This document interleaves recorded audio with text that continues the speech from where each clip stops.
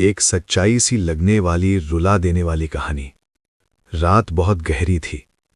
घड़ी की सुइयां 3:17 दिखा रही थी।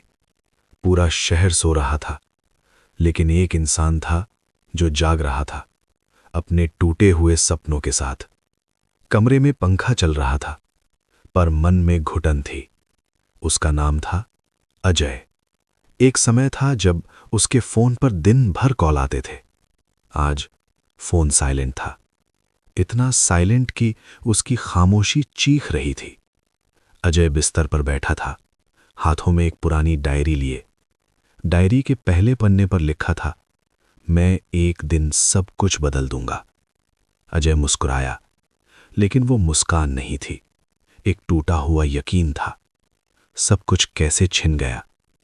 6 महीने पहले नौकरी अच्छी थी, लोग इज्जत करते थे, घर में हंसी थी। और आज नौकरी गई, व्यापार डूब गया, दोस्त गायब, रिश्ते सवाल बन गए।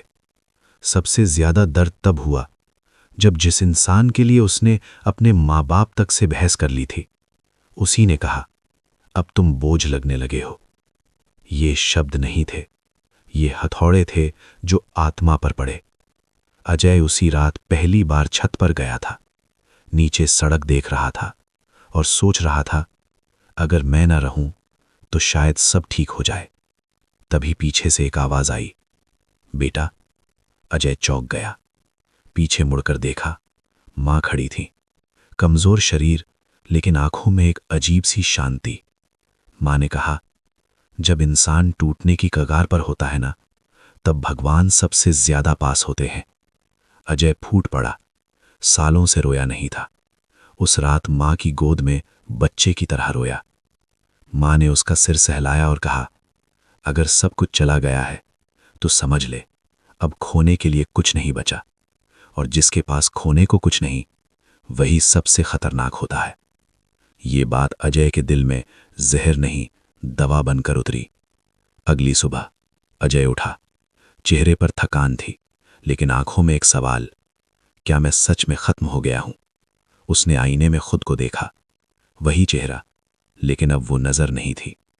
उस दिन अजय ने एक फैसला लिया, या तो हालात मुझे तोड़ देंगे, या मैं हालात को बदल दूंगा। वो बाहर निकला।